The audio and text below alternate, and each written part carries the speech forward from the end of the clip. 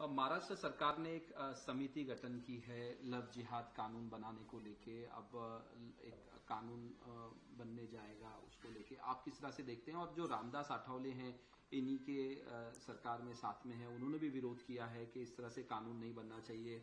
और जो धर्म परिवर्तन वाला बात है वो उसको भी लेके। देखिए, मुल्क कानून से चलेगा, संविधान से चलेगा। इस मुल्क में कानून बन चुका है, उसने सारी रूपरेखा तय कर लिया है कि 18 साल की उम्र के बाद कोई भी आदमी अपनी मर्जी से किसी धर्म में शादी कर सकता है। इसका मतलब कि ये अमेंडमेंट करेंगे, ये इसके अंदर संविधान के अंदर अमेंडमेंट करेंगे। कोई भी आदमी अपनी मर्जी से अपना धर्म चुन सकता है। आदमी पैदा होता है, माँ बाप जिस धर्म के रहते हैं वो धर्म में रहता है, लेकिन जब उसको लगता है कि मैं और कोई धर्म में जा सकता हूँ, मेरे लिए दूसरा कोई धर्म अच्छा है, तो जा सकता है। लेकिन मेरा कहना यह है कि लव जिहाद नाम की कोई चीज है ही नहीं है। ये एक इनकी जो है, इनकी मानसिकता, इनका पागलपन एक लव जिहाद नाम ला रहा है। और ये करेंगे क्या? ये कानून बनाएंगे जबरन, जो होता है जबरन शादी करना या जबरन जो है धर्म परिवर्तन करना। मैं समझता हूँ जबरन कोई शादी होती ही नहीं है। शादी होती है दोनों के मर्जी से होती है। उसमें या तो 7 फेरे होते हैं या तो निकाह होता है, पब्लिक के बीच में होता है। अगर लेकिन ये क्या करेंगे, ये क्या करते हैं कि अगर किसी हिंदू लड़की ने मुस्लिम से शादी कर लिया तो जैसे इनको मालूम पड़ता है, ये लोग जाके उस लड़की को, उसके परिवार को इतना ज्यादा प्रेशर डालते हैं, इतना ज्यादा डराते हैं, इतना उसका माइंड चेंज करते हैं कि वो कहेगी कि नहीं, मुझे फंसा के शादी किया। ये जो है ना, ये इसने कहा नहीं मैं हिंदू हूं, मुस्लिम नहीं हूं, या ऐसा ऐसा कुछ बातें करके शादी किया, फिर उस पर केसेस हो जाते हैं। ये गलत चीजें हैं। देखिए, ये कई जगह हुआ है, अमरावती में ऐसी हुआ है कि जाकर धमकाना और उससे जबरदस्ती केस करवाना, ये चीजें यूज करेंगे। मेरा कहना है कि ये चीजें जो है ना, सिर्फ और सिर्फ मुसलमानों को परेशान करने के लिए ये किया जा रहा है। आज कोई नई बात नहीं, आज से नहीं, जमाने से हिंदू मुस्लिम से, मुस्लिम हिंदू से शादी करते आए। मैं समझता हूँ कोई परिवार खुद चाहता नहीं है कि मेरी बेटी या मेरा बेटा किसी और धर्म में शादी करे, ताकि उसकी रस्म रवाज घर का पूरा वो हो जाता है। लेकिन ये जब लड़के 18 साल की उम्र के बाद उनको जब ये कानून है तो उसका फायदा लेते हैं लोग। धर्म परिवर्तन, मैं समझता हूँ कि मैं इस्लाम के बारे में कहकर मैं मुसलमान हूँ, मतलब कोई सवाल ही पैदा नहीं होता है कि किसी को डरा धमका के धर्म परिवर्तन किया जाए। ये मेरा चैलेंज है, कभी नहीं। हाँ, अगर कोई हिंदू लड़की मुस्लिम से शादी करती है तो वो हिंदू लड़की मुस्लिम से शादी धर्म के मुताबिक बिना धर्म चेंज किए नहीं कर सकती। ये हमारा संविधान है इस्लाम का। तो ये जो चीजें ला रहे हैं ना, ये सिर्फ और सिर्फ मेजॉरिटी को की आंखों में धूल झोंक करके सिर्फ मुसलमानों को बदनाम करने के लिए, मैं समझता हूं ऐसे कानून देश में बनेंगे, मैं समझता हूं फिर डेमोक्रेसी खत्म हो जाएगी। आप क्या कहना? है ही नहीं लव जिहाद कोई मतलब। जिहाद is a very very restricted word. जिहाद पे हजारों किताबें दिखा दूं मैं आपको। जिहाद का मतलब स्ट्रगल करना है। मैं अपनी बाल बच्चों को पालने के लिए जिहाद कर रहा हूं, मैं इस देश की तरक्की के लिए जिहाद कर रहा हूं। जिहाद का मतलब नहीं किसी को मार देना, ये सब फालतू बातें हैं।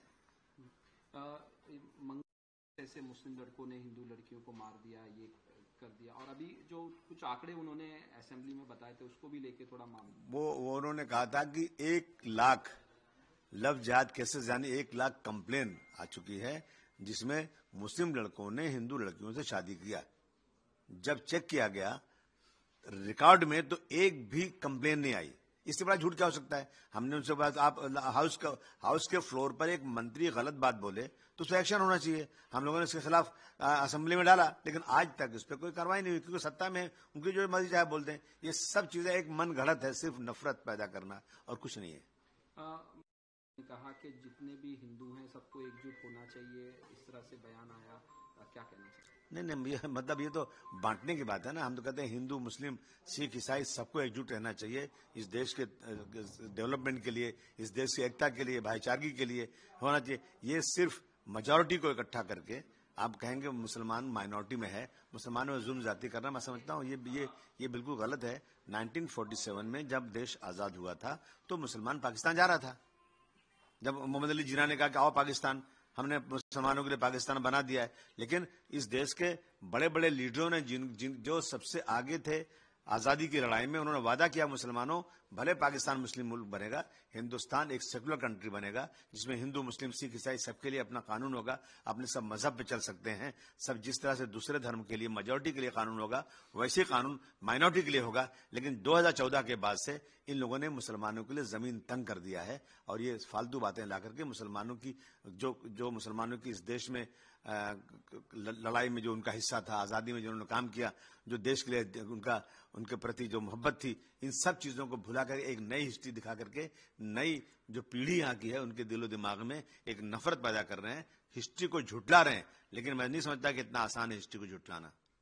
लाड़की रहा है कि जो लाड़की बहन स्कीम है उससे दूसरी स्कीमों पे मतलब असर नहीं पड़ेगा, सबको मिलेगा, इस तरह से कहा जा रहा है, क्या नहीं, मगर मैं देख रहा हूं कि 1 लाख करोड़ कॉन्ट्रैक्टर्स का बाकी है, डेवलपमेंट का पैसा नहीं दिया जा रहा है। 30% बोलते हैं कि अब की बार बजट में कटौती कर देना है। ये जो है जो मिड डे मील में अंडे वगैरह जा रहे थे वो बंद किया जा रहा है। बहुत सारी स्कीमें रोकी जा रही हैं, बहुत सारे जो है गवर्नमेंट के फंड्स जो देना है वो नहीं दिए जा रहे हैं और ये कहा है कि लाड की बहन में सब पैसे चले गए।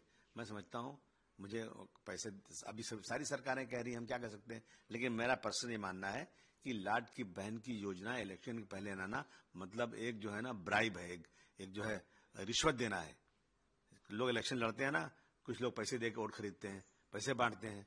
सरकार ने सरकारी खजाने से पैसे बांटे और सरकार चुन के आ गई। अब जो वादा किया था पूरा कीजिए उसको, और एक भी स्कीम कोई भी इकोनॉमिक जो फंड है, कोई भी फंड जो है वो कहीं भी रुकना नहीं चाहिए। मैं समझता हूँ अगर सरकार ने हिसाब किताब किया होगा, सरकार ने देखा होगा बजट में क्या पैसे क्या नहीं पैसे, लेकिन एक लाड की बहन की योजना की वजह से जो सारी स्कीमों में फर्क पड़ रहा है, ये महाराष्ट्र के लिए बहुत ही हानिकारक है, नुकसानदेह है। जो लाड़की बहन 8वां जो मिलने वाला था महीने का पैसा वो नहीं मिला है, किस तरह से देख रहे हैं? और ये भी कहा जा रहा है कि अब इसमें स्क्रूटनी होगी, कौन किसको देना चाहिए किसको नहीं देना चाहिए, एफआईआर भी हुई कुछ। एक गाना है ना, मतलब निकल गया तो पहचानते नहीं, यूं जा रहे हैं जैसे हमें जानते नहीं। जब इलेक्शन था तो कोई स्क्रूटनी नहीं, एक साथ 2-3 महीने का पैसा आ रहा है, इलेक्शन खत्म हो गया, अब स्क्रूटनी होगी, अब चेकिंग करी जाएगी। ये तो पहले करना चाहिए था ना।